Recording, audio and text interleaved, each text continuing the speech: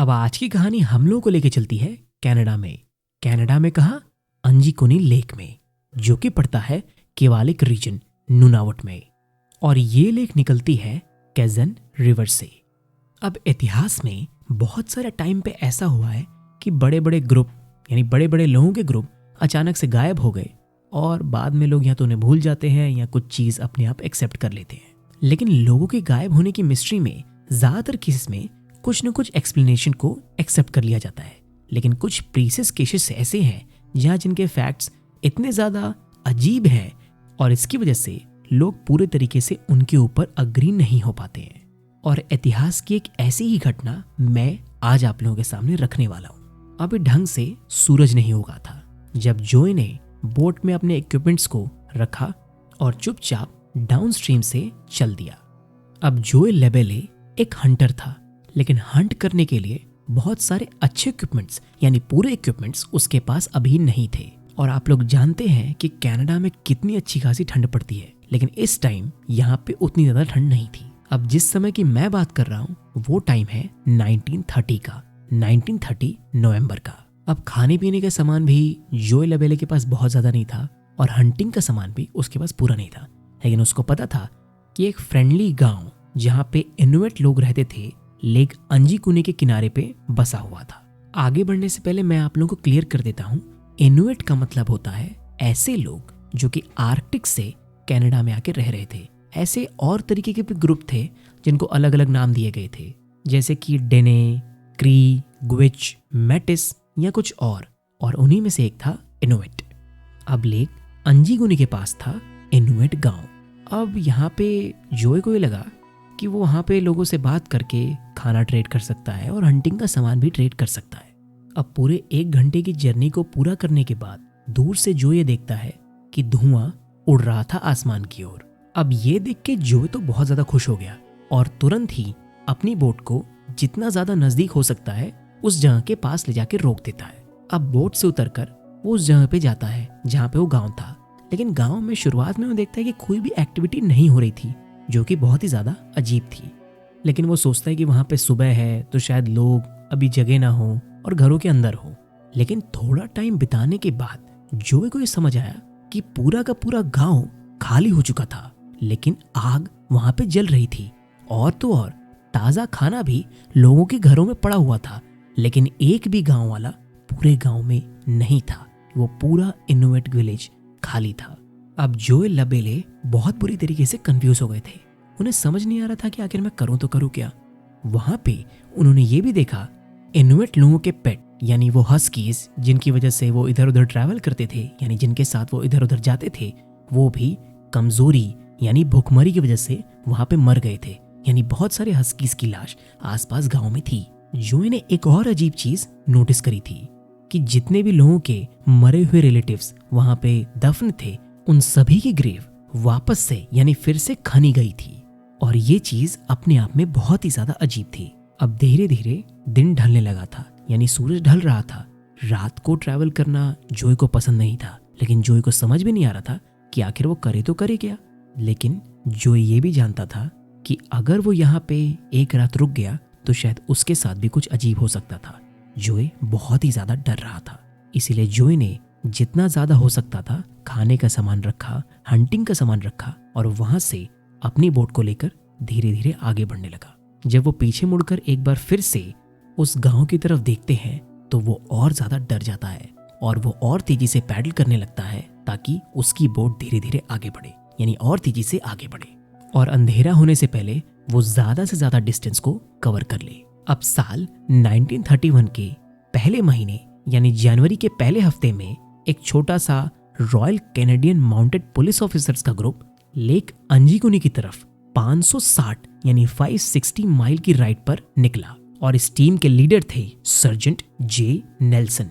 सबको पता था कि ये जर्नी काफी लंबी होने वाली है, इसीलिए सब लोगों ने सबसे पहले ये ध्यान रखा कि वो इंजर्ड नहीं होंगे, यानी इंजरीज से बचेंगे। अब सर्जेंट नेल्सन का ये ऑर्डर था कि जहां कहीं भी कोई लोकल इलाका दिखे या कोई लोकल हंटर दिखे, पकड़ो और उनसे बातचीत करो, इन्वेस्टिगेशन को जारी रखो, यानी इन्वेस्टिगेशन करो ताकि उस इलाके के बारे में वो लोग थोड़ा और अच्छे तरीके से जान पाए।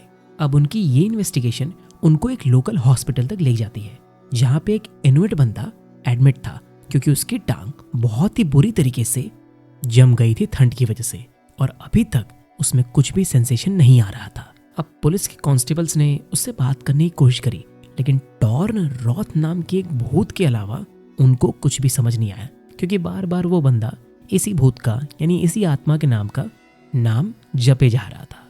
इसके बाद वो कांस्टेबल यानी पुलिस का ग्रुप धीरे धीरे आगे बढ़ा और एक इनुइट विलेज की तरफ वो लोग पहुंच जाते हैं, जो उनकी एक्चुअल डेस्टिनेशन से पूरे 150 मील दूर था। अब वहां पे क्या होता है कि बर्फ का तूफान आया हुआ था, लेकिन उस गांव में एक 10 साल का लड़का भटक रहा था और बीच में ही चुपचाप खड़ा था। अब गांव के कुछ पुराने लोगों ने बताया कि वो लड़का कुछ भी बोलता नहीं है और आसपास के किसी भी गांव का वो नहीं लगता है। यहाँ तक कि आसपास के कोई भी गांव के लोग किसी भी तरीके के बच्चे को नहीं ढूंढ रहे थे, लेकिन एक लोकल ट्रैपर ने, जिसका नाम था अरमन लोरोन, उन्होंने पुलिस वालों को एक बहुत ही अजीब सी टेस्टिमनी दी यानी बयान दिया। उसने बताया कि कई महीनों से उसने और उसके 2 बेटों ने नाइट में आसमान में अजीब सी ब्लू लाइट्स देखी और एक सिलेंड्रिकल ऑब्जेक्ट उनका पीछा कर रहा था, जो बुलेट शेप में ट्रांसफॉर्म होकर लेक अंजीकुनी की तरफ स्पीड में निकल जाता था।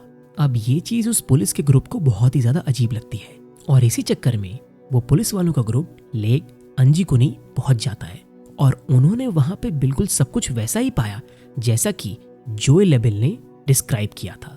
अब ये इनुइट गांव बहुत छोटा था, वहां पे मैक्सिमम 30 लोग ही रहा करते थे। अब सर्जन नेल्सन ने अपने आदमियों को पूरा गांव अच्छे तरीके से छानने के लिए यानी इन्वेस्टिगेशन करने के लिए बोल दिया और धीरे धीरे खुद भी वो हर एक घर को इन्वेस्टिगेट करने लगते हैं। उन्होंने पाया कि घर के अंदर जितना भी खाना था वो पूरे तरीके से सड़ चुका था, आग जलाने का कोई भी सामान किसी भी घर में नहीं था और जो था वो पूरे तरीके से बर्बाद हो चुका था। और जैसा जोए ने पाया था, बहुत सारे हस्कीज के रिमेन यानी कंकाल यहाँ पे पुलिस वालों को मिलता है। अब सर्जन नेल्सन को एक घर में बड़ी अजीब सी चीज मिलती है। घर के अंदर एक बच्चे का कोट मिला था। उसे देखकर ऐसा लग रहा था जैसे उसे कोई सिल रहा था। इवन अभी भी उसमें सुई धागा यानी उस कोट में सुई धागा लगा हुआ था। ऐसा लग रहा था कि कोई इसे सिलते हुए ही वहां पे आधा छोड़कर चुपचाप भाग गया हो यानी चला गया हो। इसके बाद जो जोए ने बताया था यानी जोए ने जो देखा था वो यहाँ पे पुलिस वालों ने भी देखा। जितनी भी कब्रें पूरे गांव में थी सभी कब्रों को खोद दिया गया था और उसे देखकर ये चीज साबित हो गई थी ये किसी जानवर का काम नहीं था। पूरा गांव बुरी तरीके से बर्फ में दबा हुआ था और कब्रें बिल्कुल इसी तरीके से लग रही थी जैसे किसी टूल से यानी किसी हथियार से उन्हें खना गया हो।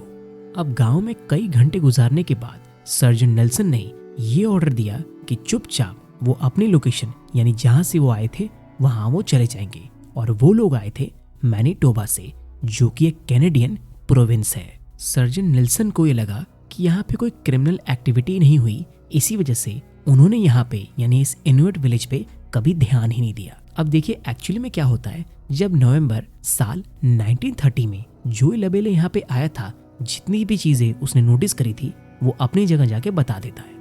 अब उसी की सर्च में जब पुलिस वाले अपने काम से निकले हुए थे तो उन्होंने अपने बीच में यानी लेक अंजीकुनी के रास्ते से जब वो लोग निकल रहे थे तो उन्होंने इस गांव को भी इन्वेस्टिगेट करना सोचा।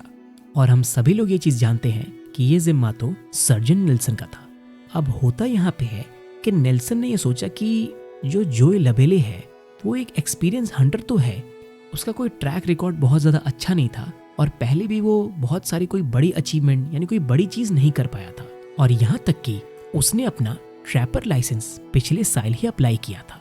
आगे चल के जोए ने अपनी कहानी हैलिफैक्स हेराल्ड को बेच दी थी, जो कि एक लोकल न्यूज़पेपर था और वो न्यूज़पेपर फॉल्स रिपोर्ट के लिए पूरे इलाके में बहुत ही ज्यादा फेमस था। और इन सभी चीजों के बाद नेल्सन ने अपनी रिपोर्ट फाइल कर दी और नेल्सन चुपचाप अपनी रेगुलर ड्यूटीज पे चले जाते हैं और लेक अंजीकुनी के इनुइट विलेज पे अच्छे तरीके से वो ध्यान नहीं देते हैं और उसकी ऑफिशियल इन्वेस्टिगेशन नहीं की गई। सर्जन नेल्सन ने अपनी रिपोर्ट में ये बताया कि गांव में कोई भी क्रिमिनल एक्टिविटी नहीं थी, लेकिन विलेजर्स की मिसिंग रिपोर्ट में उन्होंने कुछ भी नहीं लिखा था क्योंकि उनके पास कोई भी एक्चुअल एक्सप्लेनेशन नहीं था। जितनी भी चीजें उन्होंने अपनी रिपोर्ट में लिखी वो सारी चीजें तो पहले ही जोए लेबेले लोकल्स को बता चुका था। अब अगर थोड़ा ध्यान से समझा जाए तो ऐसा लग रहा था कि वहां के लोग चुपचाप अपना काम को छोड़कर गांव से चुपचाप चले गए, यानी उस गांव को ही उन्होंने छोड़ दिया, वो भी अचानक से। लेकिन उन्होंने अपने हस्कीज को वहां पे क्यों छोड़ा, यहाँ तक कि उनको खाना भी नहीं दिया, और ये चीज बहुत ज्यादा अजीब थी। और सबसे ज्यादा अजीब ये थी कि जितने भी लोगों की वहां पे ग्रेव थे उनको खन कर उनकी बॉडी यानी उनके रिमेन्स को वहां से हटा दिया गया था। ये चीज सबसे ज्यादा अजीब थी। अब मैं आप लोगों को पहले ही बता देता हूँ, इनुइट लोग अपने रिलेटिव्स की, अपने रिलेशंस की बहुत ही ज्यादा रिस्पेक्ट करते थे, और वो अपने रिलेटिव्स के ग्रेव के साथ छेड़छाड़ करें, ये चीज बहुत ही बड़ी बेइज्जती थी उनके पूरे ग्रुप पे। आज तक किसी भी इनुइट बंदे ने भूल के भी ऐसी हरकत नहीं करी थी।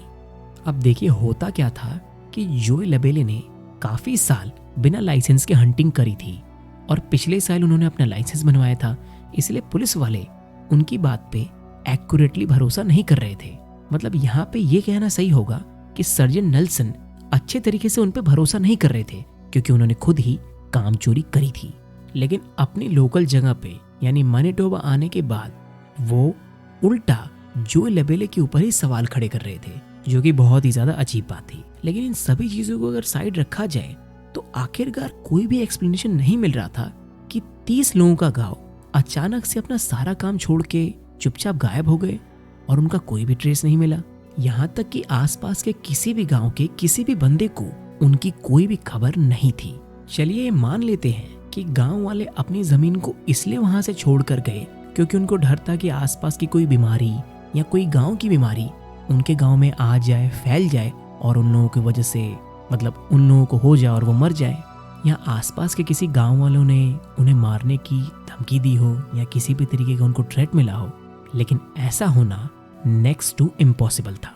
अब अगर देखा जाए, अरमन लोरोन जो कि एक इनुइट विलेज का बंदा था, उन्होंने बताया था कि उनको एक मिस्टीरियस सी, अजीब सी हवा में ब्लू लाइट दिखी थी।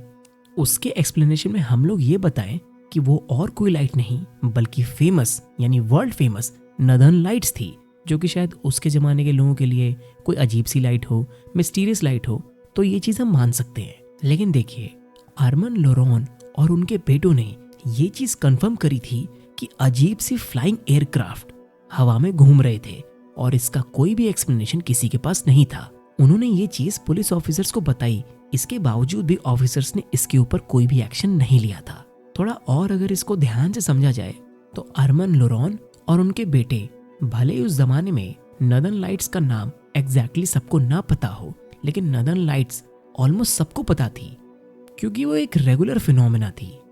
और तो और ये लोग एक्सपीरियंस हंटर थे, तो उनको एक मिस्टीरियस लाइट और नदर्न लाइट्स में वो फर्क ना बता पाए, ये चीज़ बहुत ही ज़्यादा अजीब थी।